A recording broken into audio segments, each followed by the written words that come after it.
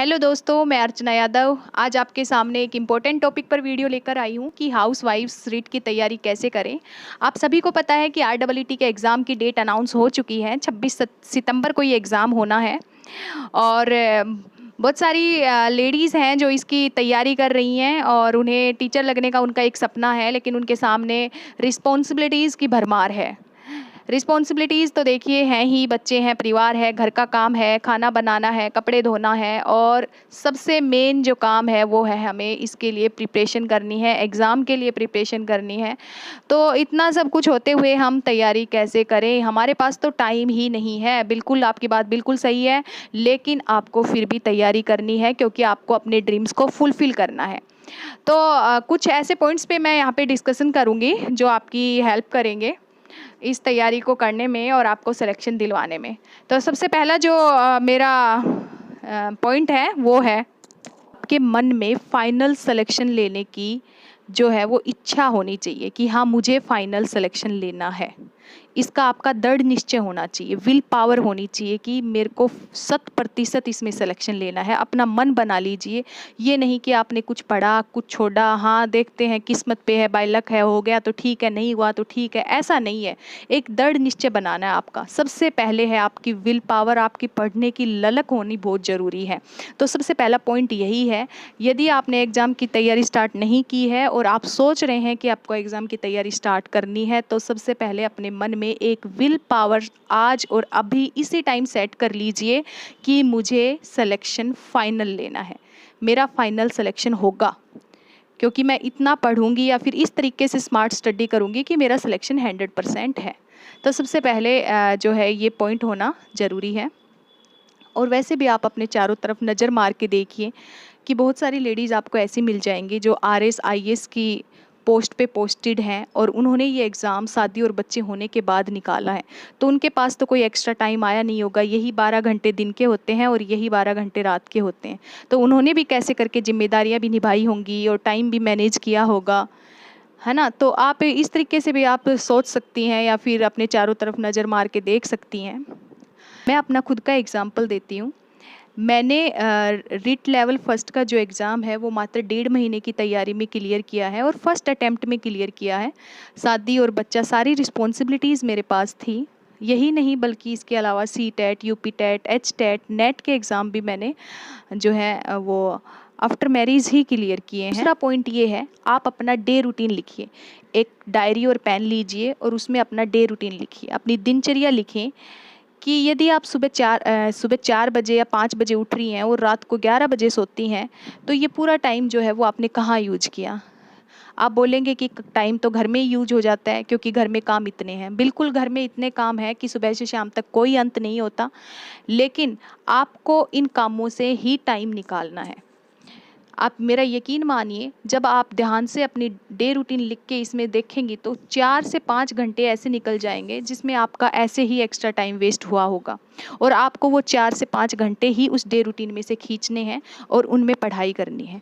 कोई काम हो सकता है कि 1 घंटे का था और हमने आलस में उसको 2 घंटे में किया, तो हमें थोड़ा एक्टिव रहना है। ज़्यादा दिन की बात नहीं है, केवल 3 महीने की बात है।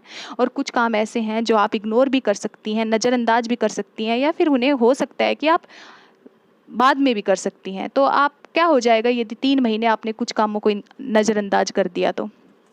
इसलिए समय आपको निकालना है।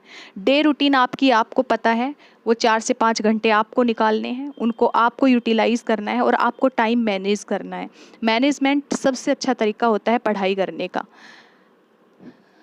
अब मैं तीसरे पॉइंट पे बात करती हूँ कि अब हमने दृढ़ निश्चय बना लिया, हमने 4 से 5 घंटे अपने जो है वो डे रूटीन से निकाल लिए।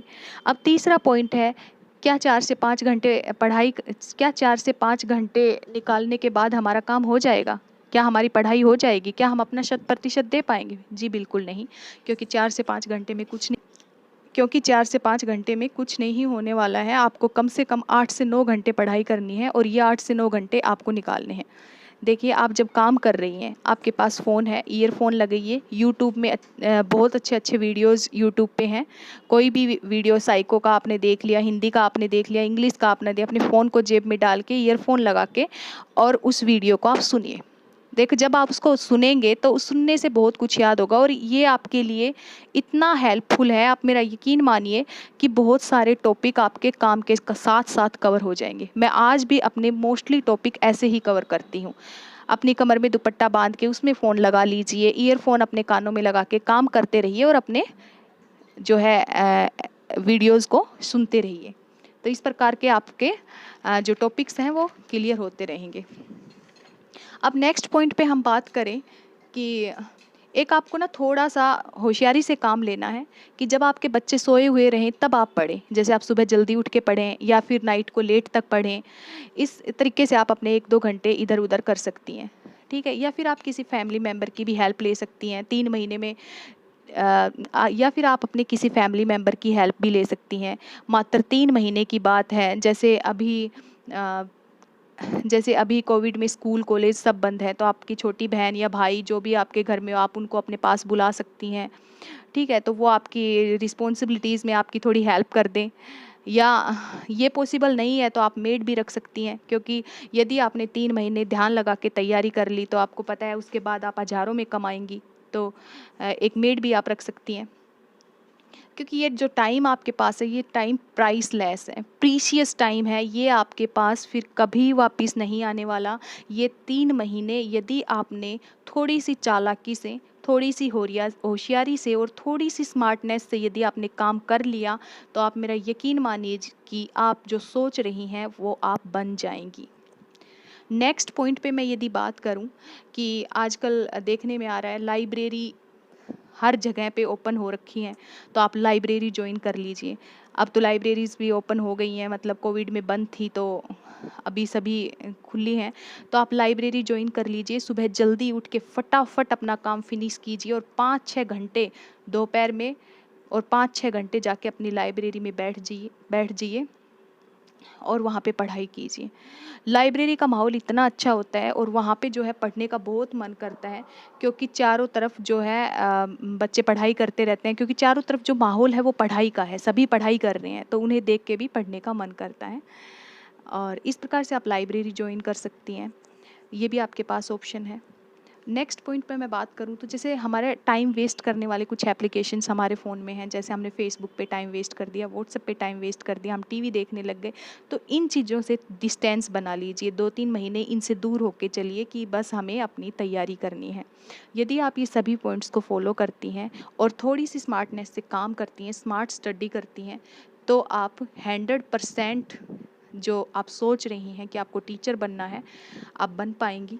और एक थोड़ा स्मार्ट स्टडी पे ध्यान दीजिए, मतलब जो आपके अपना सिलेबस सामने रखिए और जो जो टॉपिक्स हैं आप उन्हीं को कवर कीजिए, क्योंकि राजस्थान में ये चीज़ मैंने देखी है कि सिलेबस से बाहर कुछ नहीं आता है। जो आपके सिलेबस में दे रखा है सारा कंटेंट वही पूछा जाता है और आपको वो ही पढ़ना है, उससे बाहर कुछ नहीं पढ़ना। अब देखिए ऐसे तो टॉपिक्स का कोई अंत नहीं तक आप कहीं तक पढ़ लीजिए, लेकिन जो आपके सिलेबस में है आपको वहीं तक का पढ़ना है। ये होती है स्मार्ट स्टडी, वही टॉपिक आपको उठाना है और वही टॉपिक आपको इस तरीके से तैयार करना है कि आपसे उस टॉपिक में कहीं से भी कोई भी क्वेश्चन पूछ लिया जाए तो आप उसको कर सकती हैं। तो स्मार्ट स्टडी पे फोकस कीजिए, कम समय में ज़्यादा से ज़्यादा टॉपिक कवर करने हैं और बहुत ही अच्छे से हमें कवर करने हैं। तो इस प्रकार से आप जो है इन पॉइंट्स को फॉलो करके आप इसकी तैयारी कर सकते हैं और सभी के लिए बेस्ट विशेस मेरी साइड से। आप अपनी तैयारी स्टार्ट कर दीजिए, टाइम वेस्ट बिल्कुल मत कीजिए, क्योंकि अब तो टाइम है ही नहीं, 3 महीने हैं, आप अभी सोचना नहीं है। अपनी बुक्स को उठाइए और जो जो पॉइंट्स मैंने बताए हैं आप केवल इन 5 पॉइंट्स को फॉलो कीजिए। मैं एक बार रिपीट कर देती हूँ, सबसे पहले अपनी विल पावर सेट कीजिए कि मुझे जॉब लगना है। सेकंड, अपना डे रूटीन लिखिए और उस डे रूटीन में से 4 से 5 घंटे खींच लाइए बाहर और उन 4 से 5 घंटों में आपको पढ़ाई करनी है। तीसरा, अपना फ़ोन उठाइए, यूट्यूब पे अच्छे से वीडियो चलाइए और ईयरफोन लगा के उन वीडियोज़ को सुनिए और जब आप काम कर रही हैं कंटिन्यू उन वीडियोज़ को सुनते रहें। एक बार सुनने से यदि आपको समझ में नहीं आ रहा, 2 बार सुने, 3 बार सुने और जब आपका काम फ्री हो जाए तो अपनी कॉपी में उन पॉइंट्स को नोट कर लें जो इम्पोर्टेंट हैं। इसके बाद थोड़ा सा स्मार्ट बनिए, थोड़ा सा चालाक बनिए, बच्चे सोए रहें तब पढ़ाई कीजिए, जल्दी उठकर पढ़िए, रात को लेट तक पढ़िए और फैमिली मेम्बर्स को कन्विंस कीजिए कि मेरी 3 महीने हेल्प कर दो, इसके बाद मुझे आपसे कोई हेल्प नहीं चाहिएगी। ठीक है। नेक्स्ट पॉइंट है, यदि पॉसिबल हो सके तो लाइब्रेरी ज्वाइन कर लीजिए, बहुत अच्छा माहौल होता है, अच्छे से आपकी पढ़ाई हो पाएगी। और नेक्स्ट पॉइंट है कि जो एप्लीकेशंस आपके टाइम वेस्ट करते हैं, फेसबुक है, व्हाट्सअप, इंस्टाग्राम, टीवी, इनसे 2-3 महीने के लिए डिस्टेंस बना लीजिए। Best of luck, best wishes, thank you.